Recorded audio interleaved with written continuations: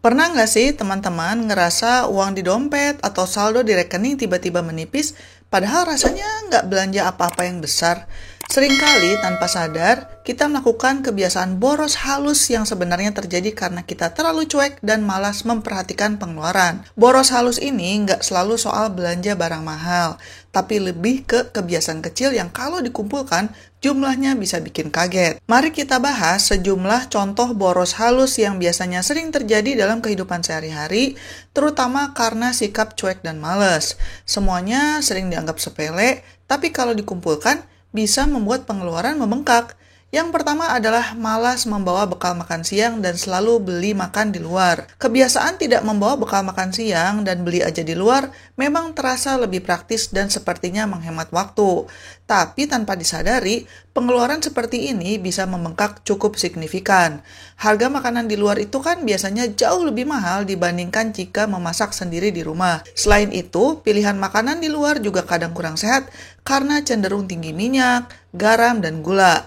Selain soal biaya, membawa bekal makanan juga bisa membantu kita mengontrol asupan gizi dan porsi makan. Dengan menyiapkan makanan sendiri, kita bisa memilih bahan-bahan yang lebih segar dan sehat. Memang sih butuh sedikit usaha untuk menyiapkan bekal, tapi kalau dilakukan secara rutin, pengeluaran bulanan bisa jauh lebih hemat dan kesehatan pun lebih terjaga. Kalau kalian mau menghemat waktu mempersiapkan bekal makan siang, kalian bisa melakukannya saat weekend, kemudian masak sekaligus porsi yang banyak. Yang kedua adalah malas membandingkan harga sebelum membeli barang. Seringkali karena malas atau merasa repot, kita langsung membeli barang tanpa membandingkan harga di tempat lain. Padahal perbedaan harga antar toko atau dengan platform online bisa cukup signifikan, apalagi untuk barang-barang elektronik, pakaian, atau kebutuhan rumah tangga. Kebiasaan seperti ini akan membuat kita sering membayar lebih mahal dari seharusnya. Membandingkan harga sebenarnya tidak harus memakan waktu lama sih, apalagi zaman sekarang banyak aplikasi atau situs pembanding harga yang bisa diakses dengan mudah. Dengan sedikit usaha, teman-teman bisa mendapatkan barang yang sama dengan harga lebih murah, sehingga sisa uangnya bisa digunakan untuk keperluan lain atau untuk ditabung. Kebiasaan buruk ketiga adalah tidak memanfaatkan promo atau diskon karena malas cek aplikasi atau brosur. Banyak toko, baik online maupun offline, sering menawarkan promo atau diskon menarik. Tapi karena malas mengecek aplikasi, brosur, atau notifikasi, kita sering melewatkan kesempatan untuk berhemat. Padahal promo dan diskon bisa mengurangi pengeluaran cukup banyak, terutama untuk kebutuhan rutin seperti belanja bulanan atau makan di luar. Memanfaatkan promo memang butuh sedikit usaha seperti mengecek aplikasi atau mendaftar keanggotaan. Tapi kalau dilakukan secara rutin, penghematan yang didapat bisa sangat terasa. Selain itu, banyak promo yang bisa digabungkan dengan cashback atau point reward, sehingga manfaatnya jadi berlipat ganda. Kebiasaan buruk selanjutnya adalah lupa atau malas mematikan lampu dan alat elektronik saat tidak digunakan. Kebiasaan membiarkan lampu atau alat elektronik menyala terus padahal tidak digunakan seperti sepele. Tapi kalau dilakukan terus-menerus, tagihan listrik sebenarnya jadi lebih besar. Misalnya aja kalian membiarkan AC, TV, atau komputer menyala saat tidak ada orang di ruangan, atau lupa mematikan lampu di pagi hari. Selain boros listrik, kebiasaan ini juga tidak ramah lingkungan karena meningkatkan konsumsi energi. Dengan membiasakan diri untuk mematikan alat elektronik dan lampu saat tidak digunakan, kamu bisa menghemat pengeluaran dan juga ikut menjaga lingkungan. Cukup dengan sedikit perhatian dan disiplin, pengeluaran bulanan bisa ditekan. Kebiasaan buruk lainnya adalah malas mencatat pengeluaran sehingga tidak tahu uang pergi kemana. Banyak orang merasa uangnya cepat habis tapi tidak tahu digunakan untuk apa saja. Salah satu penyebab utamanya adalah malas mencatat pengeluaran. Padahal dengan mencatat setiap pengeluaran, kita bisa lebih sadar dan terkontrol dalam menggunakan uang. Mencatat pengeluaran tidak harus ribet kok, bisa lewat aplikasi di ponsel atau sekedar menulis di buku catatan. Dengan mengetahui pola pengeluaran, teman-teman bisa mengevaluasi mana yang perlu dikurangi atau dihilangkan. Kebiasaan ini akan sangat membantu dalam mengatur keuangan dan mencapai tujuan finansial. Kebiasaan buruk selanjutnya adalah beli baju baru, padahal baju lama masih banyak karena malas bongkar lemari. Seringkali kita tergoda membeli baju baru karena merasa tidak punya banyak pilihan pakaian. Padahal sebenarnya lemari itu sudah penuh. Hal ini biasanya terjadi karena kita malas merapikan atau malas mengecek isi lemari. Akibatnya, baju-baju lama yang masih layak pakai jadi terlupakan dan menumpuk. Dengan meluangkan waktu untuk merapikan lemari, teman-teman bisa menemukan kembali baju-baju yang masih bagus dan juga mengurangi keinginan belanja. Selain menghemat uang, lemari juga jadi lebih rapih dan terorganisasi. Kebiasaan ini juga akan membantu mengurangi limbah tekstil yang berdampak pada lingkungan. Kebiasaan buruk nomor 7 adalah sering belanja makanan dalam jumlah banyak tapi lupa dimakan sampai basi. Aduh, ini mimin banget sih. Belanja makanan dalam jumlah banyak memang terlihat praktis dan bisa menghemat waktu. Tapi kalau tidak diatur dengan baik, makanan bisa lupa dimakan dan akhirnya jadi basi. Tentu saja ini boros karena uang yang dikeluarkan jadi sia-sia. Agar tidak terjadi pemborosan, sebaiknya belanja makanan secukupnya dan atur jadwal konsumsi. Simpan makanan dengan benar dan prioritaskan mengkonsumsi yang sudah mendekati masa kadaluarsa.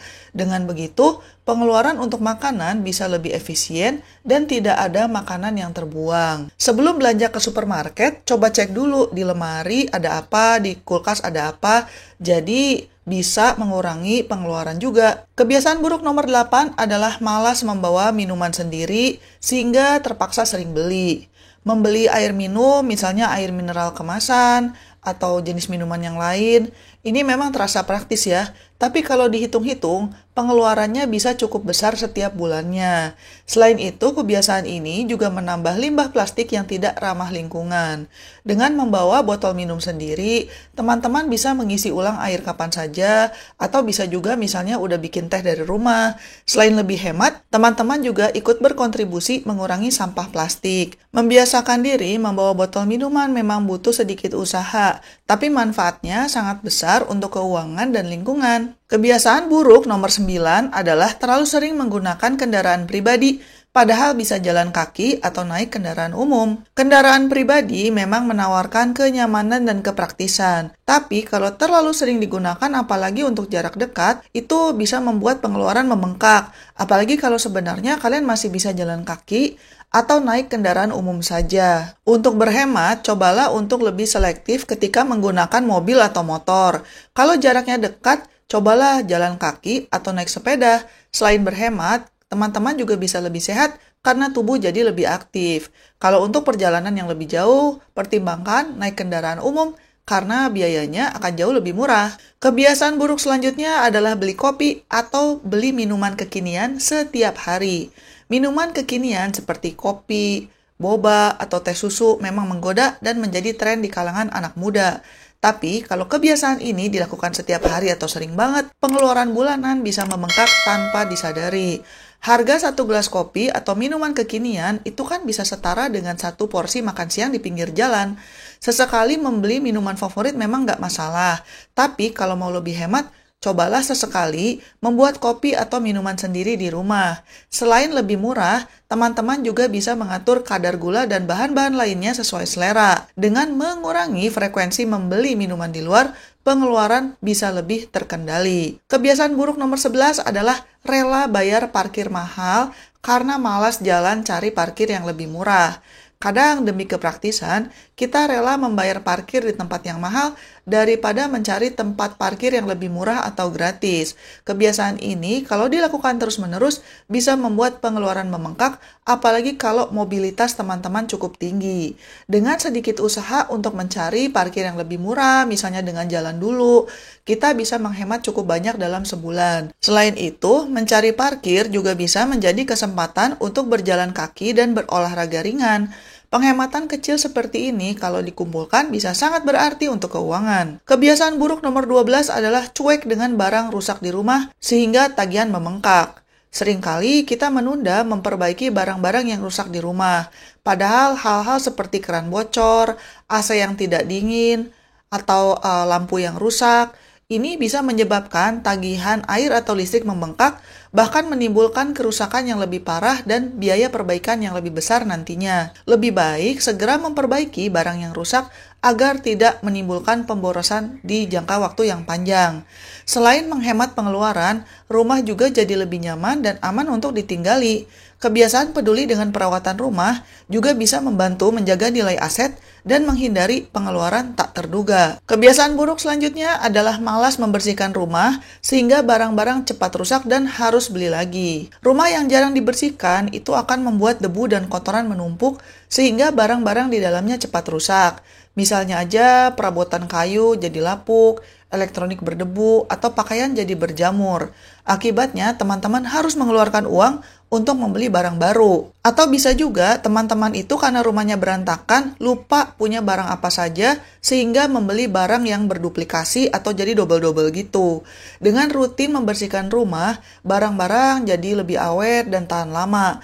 Selain itu, rumah jadi lebih sehat dan nyaman untuk ditinggali. Kebiasaan sederhana seperti merapikan rumah bisa menghemat banyak pengeluaran dalam jangka yang panjang. Kebiasaan buruk yang nomor 14 adalah berlangganan aplikasi atau layanan yang jarang dipakai tapi tetap dibayar. Banyak orang berlangganan aplikasi atau layanan misalnya aja streaming seperti Netflix, aplikasi belajar, cloud storage, atau membayar layanan gym membership tapi jarang digunakan. Karena sistem pembayaran otomatis, kadang kita lupa membatalkan langganan yang sudah jarang dipakai, tapi uang kita tetap dipotong setiap bulannya.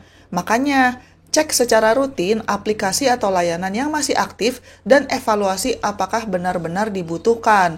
Kalau tidak, segera hentikan layanannya. Dengan begitu, pengeluaran bulanan bisa lebih efisien dan uang bisa dialihkan untuk kebutuhan lain yang lebih penting. Jadi sebenarnya banyak banget kebiasaan boros halus yang terjadi kalau teman-teman terlalu cuek dan malas memperhatikan hal detail dalam kehidupan kita. Kalau teman-teman mulai lebih peduli dan rajin mengatur keuangan, kebiasaan boros halus ini bisa dikurangi. Uang yang tadinya habis untuk hal-hal kecil yang tidak terasa bisa dialihkan untuk tabungan atau investasi yang lebih bermanfaat. Sekian dulu episode kali ini dan selamat mencari kebahagiaan. Bye-bye!